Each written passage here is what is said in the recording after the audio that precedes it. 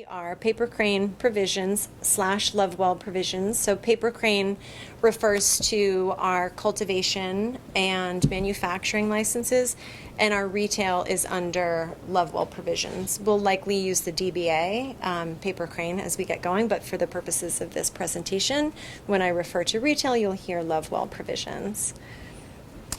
So we're an adult use cannabis company owned and operated by a local husband and wife team. Hi, nice to see you. Both participants of the Cannabis Control Commission's state designated social equity program. We hold a final license in outdoor cultivation, and we're reapplying for product manufacturing, indoor cultivation, and retail licenses that were surrendered in the fall of 2024 due to non-compliant HCAs. Our address is 56 Gardner Road in Hubbardston, Mass. Would you be accepting questions throughout the presentation, so you rather hold them up to the end? I'm happy to take them throughout the presentation. Yeah. Back to the previous slide. Sure. Quick question. Of course. What makes you a social? I'm sorry. As, How were you designated as a social equity program company? so we fall under the category of being harmed by the war on drugs. Bowie has an arrest in his past for a marijuana charge. And so there are a couple of qualifying factors that allow you to become part of the social equity program, and that's how we were able to apply. Gotcha.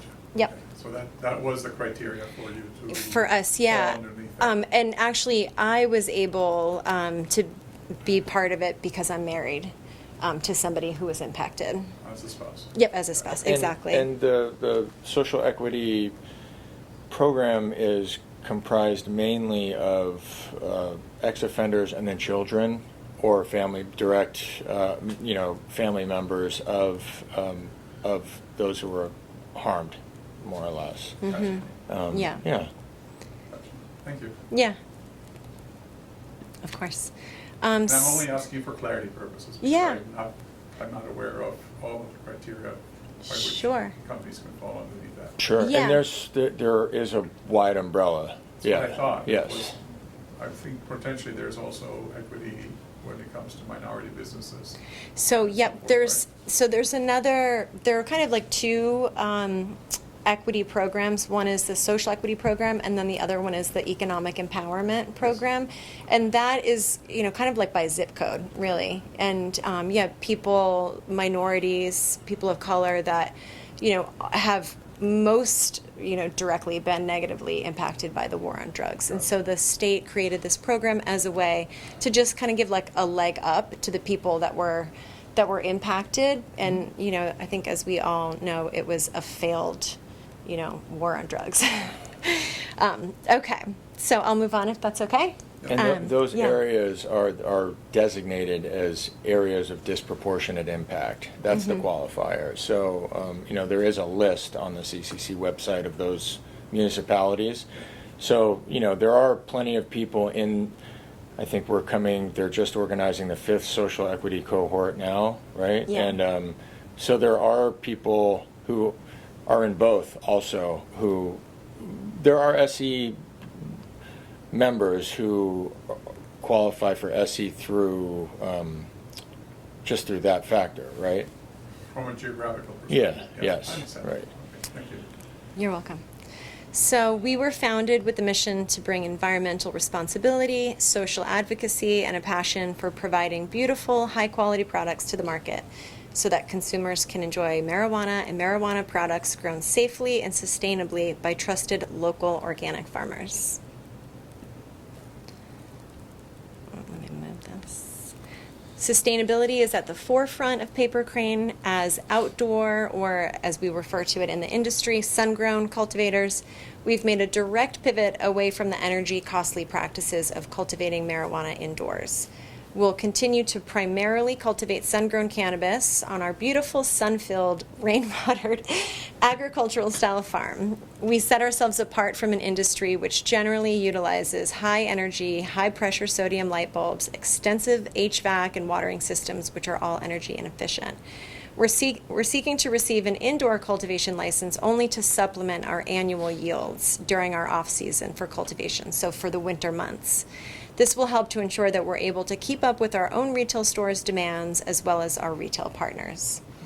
So we would be looking, to use grow lights just in that, period of downtime when we're not growing outside. You don't have a facility at this point in time for indoor, or do you? No, so we are right now in the process of getting a power upgrade. And once we have that, we would like to hang lights. I would like to put up 1 or 2 more greenhouses in wherever I can on the property. But eventually, we would like to have those filled with lights for the winter time. Then you black them out and just run the lights to meet your minimum photo period threshold of light. Supplement the light, basically. So, So you use the existing greenhouse structure that we have to start. As soon as you fire up those lights, it becomes indoor cultivation space. So even though it's a greenhouse with minimal LED wattage per square foot, it's still considered an indoor grow area. So that's why we're going to be applying for our indoor as well. Yeah, it's not. We would grow in the buildings a little bit, propagation wise, but it would really just be to light a greenhouse or 2. Yeah. Having the ability to produce manufactured goods under our manufacturing license, like solventless hash for infused pre-rolls, will increase our margins, particularly on the retail end where infused pre-rolls are often priced at $15 and up for a single gram unit. So by adding our manufacturing license, we'll have, the ability to just kind of expand our product line. And as I just said, a lot of those items are higher margins for us. So very minimal build out required. We would use our existing space. Since, we have plenty of room in our large building, we would really just need like a table, to add what could be 7 more SKUs, to our menu. So a great investment. So Paper Crane Provisions will supply the bulk of our products to our retail store, allowing us to offer our customers the highest quality marijuana products on the market with affordability, control, security, and confidence. The ability to sell our own products will also enable us to make financial contributions to the town of Hubbardston via tax benefits, including an extra 1% of revenue since we're an equity business. This is an important point. Yeah, so as you may know, the tax revenue that towns get from non-equity businesses is 2%, but to host an equity business, you guys will actually receive an extra 1%. So it'll be a 3% contribution, which I think is great. And regarding any, concerns about nuisance and things like that, we don't anticipate any traffic issues or nuisance, since dispensaries now have been open for 7 years in Massachusetts, and they're everywhere, as we know. 420 and counting. Yeah. So like in the early days, in 2018 and 19, when the first dispensaries were opening, they needed, cops to direct traffic, and there were lines around the block and things like that. But that's because there were just a handful open, and there was, obviously a great demand.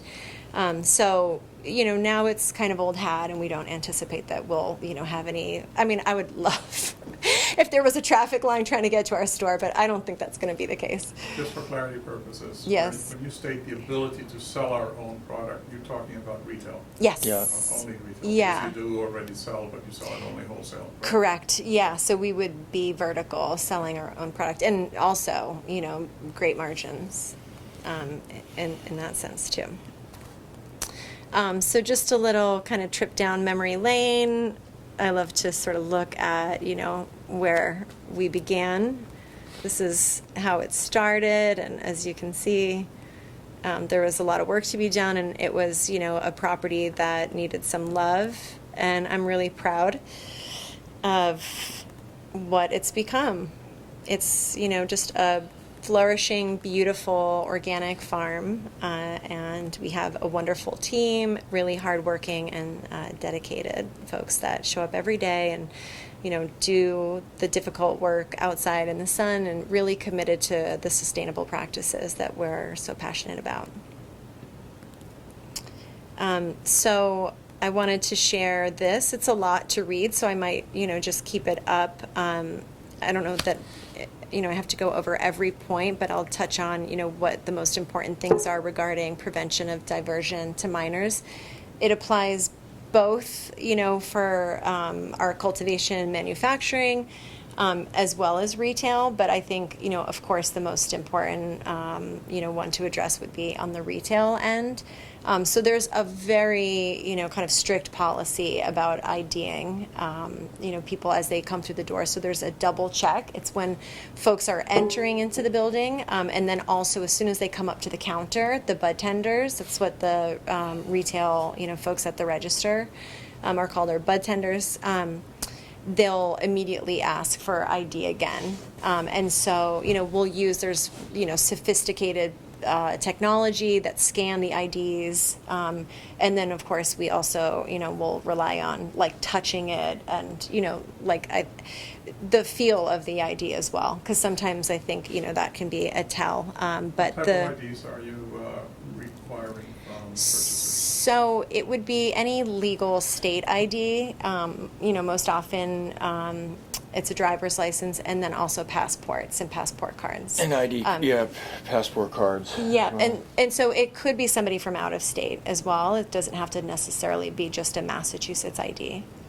And the scanners that you have are, I assume commercial scanners are typically used in the industry to identify individuals and validate via their ID as to the validity of who they are. Yes, yeah. Mm-hmm. Okay. Yep. Let's see.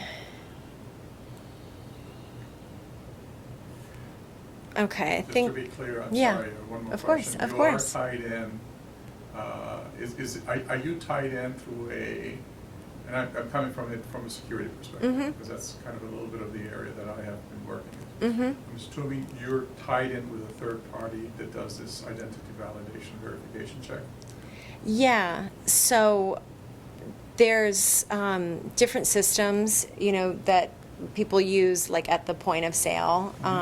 One is called Dutchie. There, are a number of different, systems, and so we want to also, keep a log, of everybody that comes through the door. So everybody that comes through, the ID is scanned, and then that is stored. That information is stored. I understand, but Yeah. you're using a third party. Yes, it's a third vetted party. Yes, who yeah. does this for a living and sells their services There, to companies such as yes, yours. there are many, different software platforms.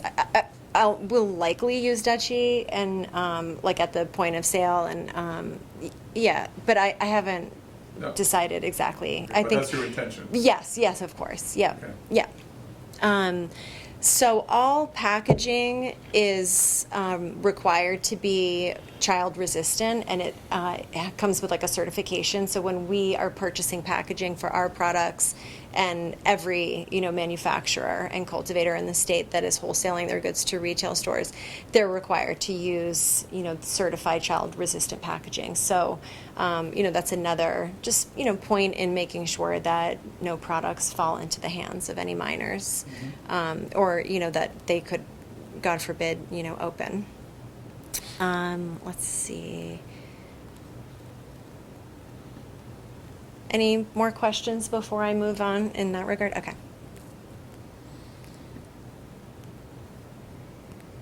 We spent a lot of money, a lot of time in choosing our provider for our security system.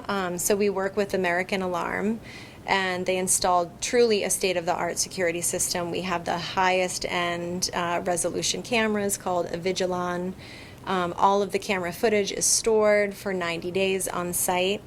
And of course, we're in such great close proximity to our neighbors, the police department, soon the fire department. So, God forbid there was ever, some type of breach of security. We know that, we have some support on site soon. Yeah, we pay for 24-hour Monitors. monitoring. Yeah. Yep. With American Alarm? Yep. Mm-hmm. Yeah. Oh, yeah.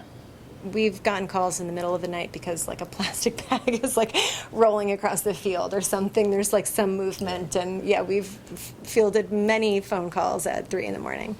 But you know what? It just lets us know that the system is working, and so we're grateful for that.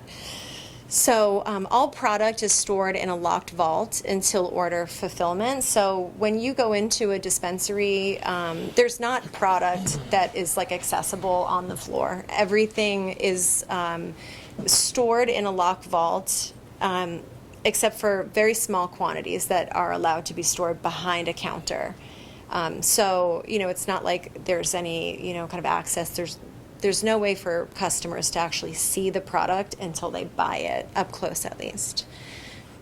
We're compliant with all buffer zones, the distance requirements under, 935 CMR 500. The property where Paper Crane and Lovewell are proposed to be located at the time of this license application is in compliance with all Town of Hubbardston zoning ordinances, bylaws governing the location of marijuana establishments, including the distance from public or private schools providing education in kindergarten or any of the grades 1 through 12. We have very strict procedures in place for limited access areas on our site. So if you are solely a manufacturing agent, employee, you might not necessarily be able to enter into the retail vault. So unless that agent is badged for retail, they can't cross over. So even within our own site, we have, Chinese walls. yeah, security there. So we have outside vendor policies. If anybody comes to the farm, they're required to sign in, they're ID'd. It's all extremely secure. And I'm happy to provide our SOPs at any time to get into that a little bit more. And so benefits to the community. So we'll continue to prioritize hiring local candidates, like our most recent full-time hire, Sean. Shout out to Sean, he's been incredible, and the many contractors that work to improve our beautiful site regularly.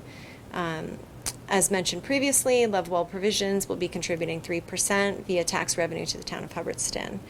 And so we have goals set for diversity, in our hiring, for our hiring goals. So 25% women, 15% minorities, 10% veterans, 10% persons with disabilities, and 10% persons considering themselves LGBTQ+. And we'll also give priority to folks who have been negatively impacted by the failed war on drugs. So if there are people that, are also part of the social equity program, we'd love to give them an opportunity to partake in the industry too. Thank you. So, I'd love to just open, it up to any more questions if there are any. How you doing, Katie? What's going on? Any questions? I have nothing. I came just to listen. Okay. Just to listen.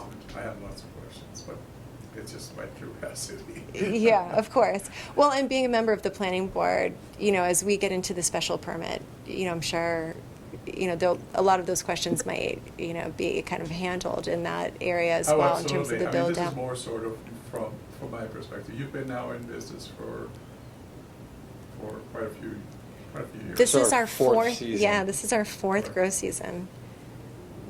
What's your anticipated volume that you expect to be able to channel through your retail space? So I would love to sell 70% of our product through our store. I know that, that's, it kind of depends in terms of volume, the harvest that we have, so depending on if we have, a 3,000 pound, harvest and then where those, where that's allocated in terms of like, are they going into, creating vapes? Is it pre-rolls? Is it, like a bagged flower? But my intention is to have our store stocked with 70% of our own products. And then we'll continue to wholesale, about 30% of our products with our, just our best retail partners. Because we, have some really strong partnerships out there, and I think it's important to continue to keep the products like out, in, greater Massachusetts, for like marketing purposes and, to just kind of stay. What are your financial projections as a result of this year when you look at your retail? I know that you are Yeah. not in retail now. Yeah. But you must have some form of a business plan and kind of like a figuring out where it is that you would like to be. Yes, Not only yeah. from a break-even point, but also in terms of becoming profitable and then your growth and Yeah. so forth. So do you have some projections as to where you would like to be, say, for example, by 2026, 2027? Sure. A 5-year plan Yeah. from a revenue perspective? Yep, and I've done, some research, at looking at other stores and what their, financials are. I've gone so far In as the to area. reach out to the town tax department to say how much tax revenue did you collect so that I could sort of, do the backwards math to, understand what their total revenue was. And, some of the closer stores to this area are doing like between 4 and 5 million annually, so I don't necessarily expect to be doing that, maybe closer to like 3 million. But being vertical, our margins are going to be so much better. Because of course, there's usually like 100% markup on your products. And so when, when we're vertical, we'll be just keeping a lot of that money in-house rather than, selling our pre-rolls on the wholesale market at, say $4 a gram. We'll be selling them in-house at, 8 to 10. Understood. Yeah. So I'm just trying to understand the benefit for the town. Mm-hmm. And since I think this is one of the main reasons that we would like to continue working with you and the entity that you represent, I'm assuming therefore when you talk about 70%, it will be 70% of your overall production, but that would still represent maybe about $3 million of revenue per year, or sales per year. Yeah, and then we'll still be, wholesaling. But yeah, I anticipate probably 3 million in the first year, and then hopefully, kind of increase from there. From a retail perspective? Yeah. Okay. Oh, yeah, from retail. Okay. Yeah, and I mean we'll be, wholesaling as well. But I anticipate the store to do about 3 million. Okay. And the 3% is based on your net sales revenue? Correct. Yep. Okay. Mm-hmm. All right. And that's a good to know, because that's what the town really truly is focused on when it looks at the benefit that it gets from an entity such as yours down the road. Yeah. And understanding that is critical and important. Yeah. Yeah, we're very eager to get our retail license, to the final stages. And of course, as we just discussed, we'll be, going over the special permit and, and yeah, just kind of working to finalize what those plans are. And all of it really is, with the intention of being able to get that store open pretty soon. Over the last several years that you've been working, clearly as a wholesaler and in your operation and so forth, can you indicate any kind of issues that you have had from a security perspective? I mean, I know that you mentioned earlier the piece of plastic blowing on your field, but I'm not talking about that. I'm really talking about incidents. None. We've had Yeah. none. Yeah, we would have had to report it, and we've not reported anything. We've had no issues. I feel Where like would I you should have to report that to? We would report it to the local police department. We would report it to the CCC. So yeah, there are those channels, and yeah, That we're required to do. Yeah, we're required, and yeah, we haven't had any Do incidences. you know of any incidents in the retail area, or can you anecdotally give us an understanding as to what kind of incidences in this retail milieu has occurred, say, for example, within the Norton Worcester area that you are aware of? And again, Yeah. anecdotally. maybe. Sure, not that I'm aware. I heard of one incident in downtown Boston, but I haven't heard of anything, in the vicinity of even, Central Mass in general. Does that depend on security mechanisms that exist on each one of the retail stores themselves? Do they have like security details? Or is the security mechanism with cameras, physical barriers, et cetera, sufficient to manage that? This is, again, my question to you. If Yeah. that's what you're planning on putting in here. Yeah, and we would go an extra step to have, like, I don't want to call it like, a panic button, but essentially, some type of mechanism to notify if, there were somebody to come in to the retail store and demand, cash from the cash register. We already have them. They're already there. Oh, we have I had them. them installed initially. They're in the field. they're- There's okay. panic. There's I think there's 6 panic buttons. Oh, okay. Yeah. Yeah. You mentioned earlier SOPs. Mm-hmm. How often do you review them amongst yourself, review them, revise them, and how often do you review them with your staff? I'll let you field that since, that's really on an operational level. Sure. Well, we once a year, basically, when we're doing our license renewal for the CCC, we do an annual audit of the site. So that includes all of our required annual audits of security logs, visitor logs, energy efficiency logs, generator logs, camera logs, everything. So it falls into that because we have to update our placards on the wall every year, and then we take that opportunity. Ben and I, who are the two, the head cultivators there, to update anything that needs updating. And we have a very small team now, and we do things the same way. You mentioned auditing. Yeah.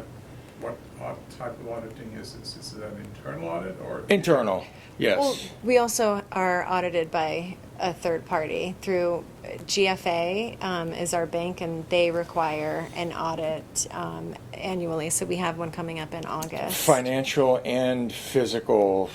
They've sent someone to the site to actually do. They have their own. It's like a separate compliance Yeah, audit. it's general plant compliance. Inventory compliance, packaging compliance, everything. Okay, risk compliance? That's just from yes, of course. That's just also from GFA. We have to do it for the state as well. Yeah. So for the CCC? Yeah. Yes. Okay, and those are not only mandated by them, but do they have individuals from the CCC who come out and audit either your logs and your material? Yes. Or do they physically come When out? you're inspected, which Yeah. is at random. Right, Yeah. so it's a random. But Yeah. that's why we're updating things because things have to be Yeah. in order. Before we came Yeah. here, I was just updating our personnel records. Like every, employee or agent, as, we refer to them, has like a, personnel file that is, we have to have a query for every, background checks. Like it's very extensive. They have to sign attestations for diversion, anti-diversion, practices and things like that. And so, yeah, if we get inspected, the CCC wants to see that every employee has done also a 4-hour training that also covers security and diversion and Yeah, just a wide the marijuana kind of responsible topic. vendor training. Mhm. And then they also annual. Yep, that's also annual, and it's like $100 a Expensive. person to do every year. But yeah, they want to see that. They want to see their background checks. So you're in compliance with all of these at this point? Yes, You're not yeah. out of At all compliance? times, we're always At compliant. any point. Yes. Yeah. It's good to know. It's Yeah. it's just not worth the risk. We make sure, and we have different people assigned to different compliance tasks to make sure, like, okay, this log is up to date, and as I mentioned, I do the the personnel file. So yeah. That's excellent. Thank you for explaining that. Sure. I have one thing. Oh, okay. I would just like to go on the record in appreciation of your professionalism in the face of what wasn't perfect situation. The town and the relationship of Paper Crane has been strained, and you were professional in all aspects of that, and for that I am appreciative. That is all. Thank you. Nate. Thank you, Nate. It means a lot. I appreciate that. Hi and welcome. Hi, I'm sorry. be here earlier and Rain. I just kind of phased out for a little while this afternoon. Well, this meeting was recorded, and I am sure you'll be able to access the meeting. I'm also happy if you want to provide your email, I can send you the slideshow presentation. But while you're here, do you have any questions? I'm not sure if you covered it, and I apologize for making you repeat it if you did. Are you going to be manufacturing or making or baking the products that you had on the email list at here in Hubbardston, or are they pre-purchased?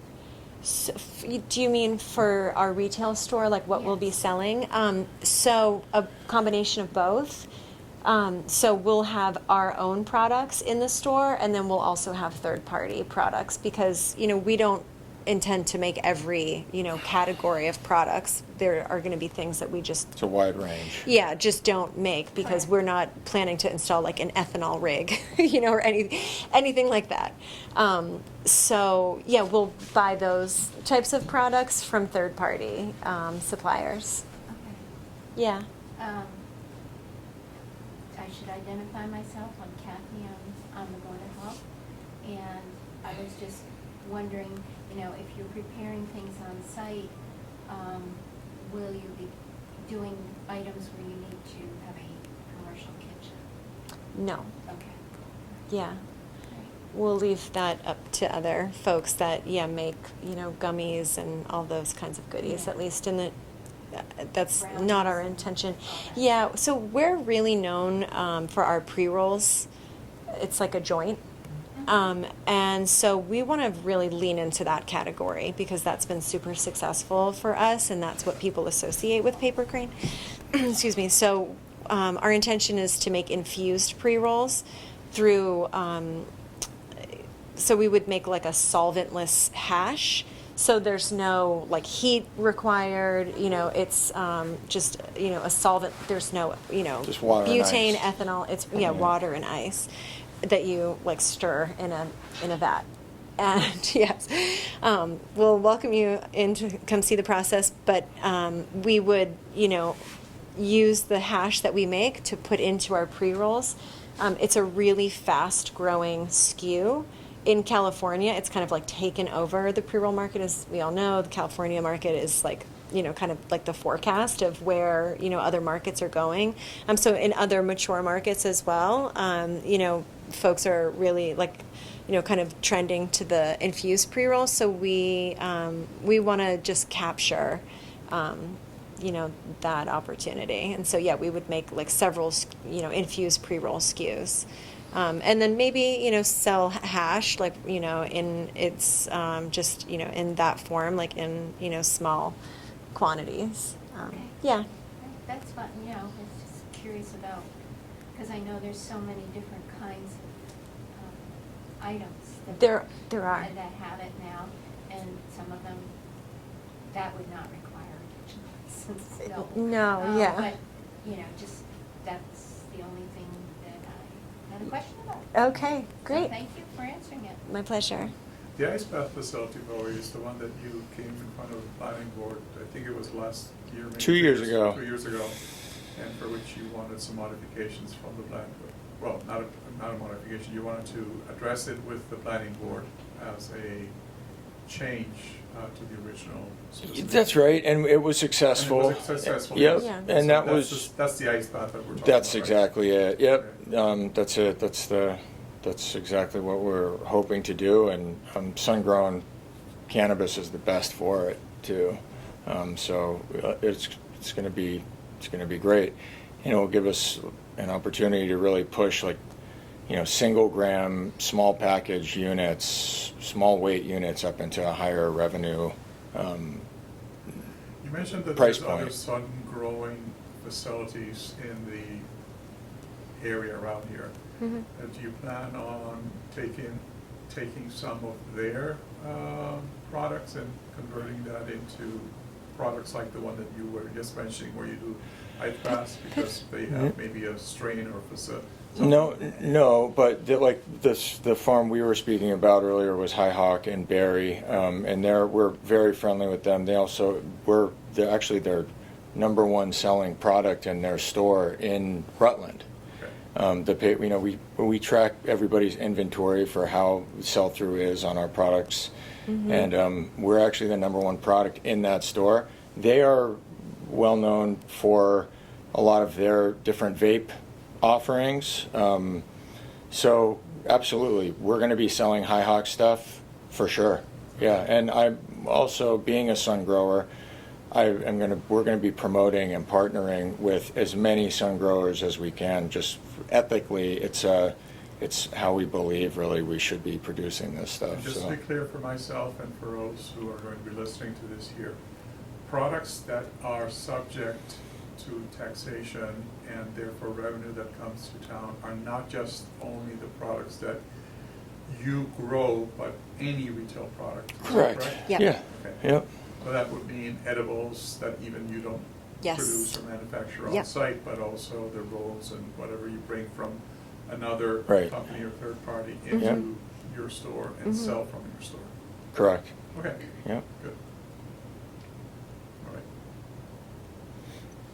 You've run the data models to ensure that this type of business can be successful with a store on Route 68 in both Rutland and Gardner? Mm-hmm.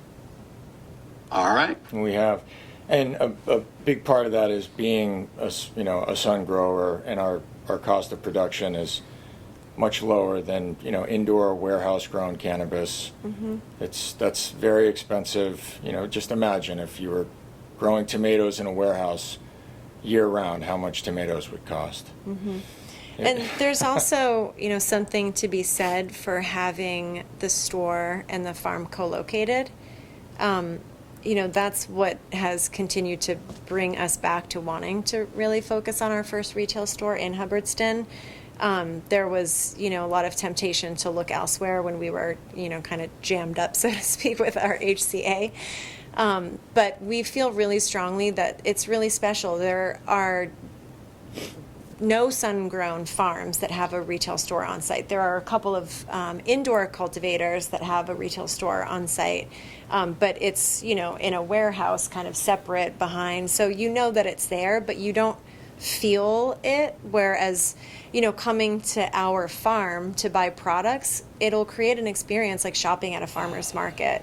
We're going to a vineyard to buy wine. Or going to a vineyard. In order to, provide that real, true farm to table, which is, kind of like what we're leaning into for like our brand and the character, of Paper Crane. Having it on site, I hope will make it a destination.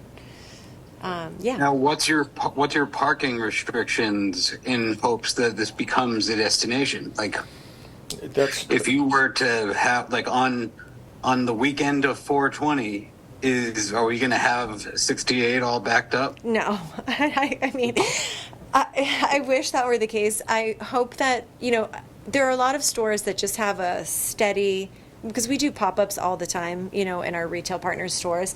And most stores, there's never like a jam. The successful stores, the ones that are like high volume, they just have a steady kind of come and go. People don't spend a lot of time 3 in minutes. dispensaries. Yeah, the average is 3 minutes. Most people buy online actually, and they show up and their package is already ready for them. So Right. we'll have like, a fulfillment, area. And so when people come, they go through the, security procedures, and there's a separate line and counter for people that order online, Pickup. and that's You bring up the an norm. excellent point, and that is you are planning on doing online selling too? Yes. And that brings me again to just a variant of the question. Just want to make sure that I understand. Anything that is considered to be a electronic sale Mm-hmm.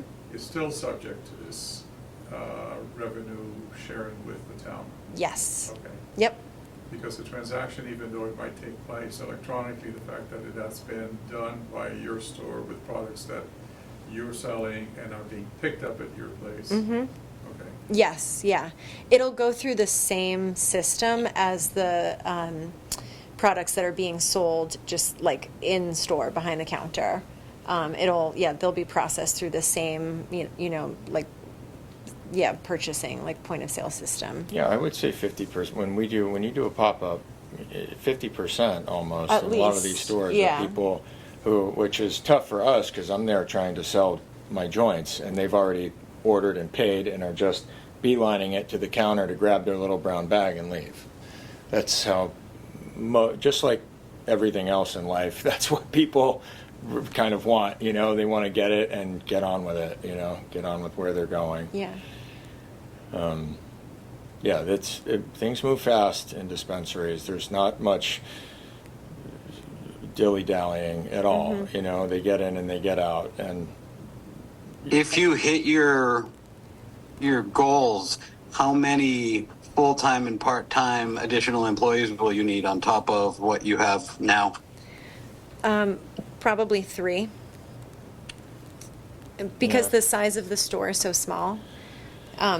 We'll have, probably 2 people at registers and 1 person as a runner. And then, of course, there's security. So I guess counting security 4. But it's very minimal. the reason being... The best, most efficient stores are minimally staffed. They're just very experienced and, very efficient. Right, but I was asking with a job creation hat on anyway. Yeah, So we're planning basically on moving some people. When we open the store, I'm hopefully going to be automating our pre-roll production with a really state-of-the-art Turkish cigarette machine that will be applying to purchase through the social equity grant funding money. So when we're opening the store, I would be taking my two of my small production team that's there now, and they're actually going to be running the store, and they have experience in other places as well.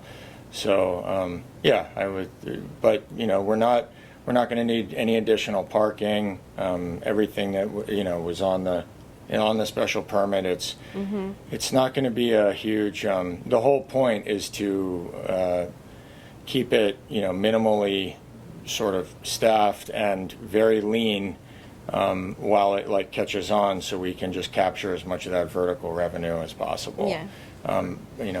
Most of the hiccups in the industry were due to people building big elaborate places that are too big and too expensive and borrowing too much money, and then realizing they're not in a mature market, and there's they've been folding like cards. Mm-hmm. So we're going to try and keep it as internal as possible, get it going.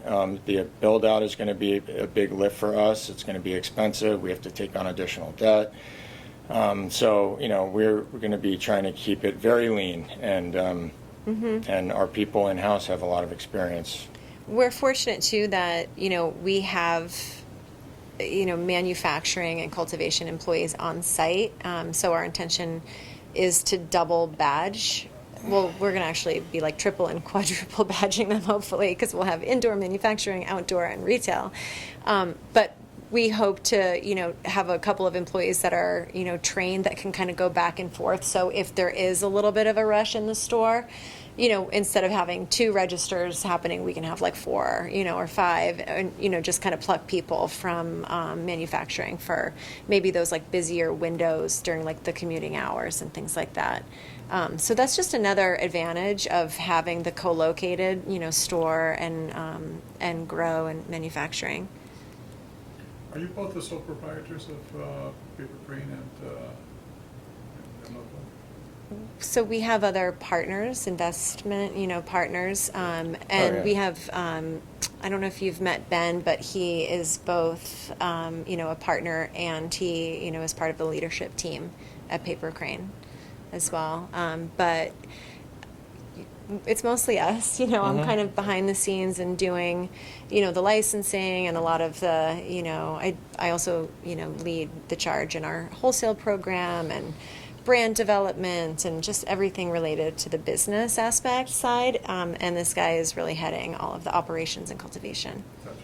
And I can't imagine doing it with anybody else. And I can't imagine, trying to run and own an operation like this without having just like 24-hour access to somebody that, you can just kind of problem solve with. And yeah, I think that it's really effective that we're married because we manage our household, we manage our children, we know how to work, with each other. And we, have just very, different strengths, and they complement, each other really well. Thank you. Yeah. Thank you, Gus. Well, is that no hands up in the ether? No questions anywhere else? No. Go back to here. Close it out then. All right. I'll end it. Thanks. We'll conclude. Okay. Thanks for coming, everybody. Good night. Thank you for Thanks, the Nate. presentation.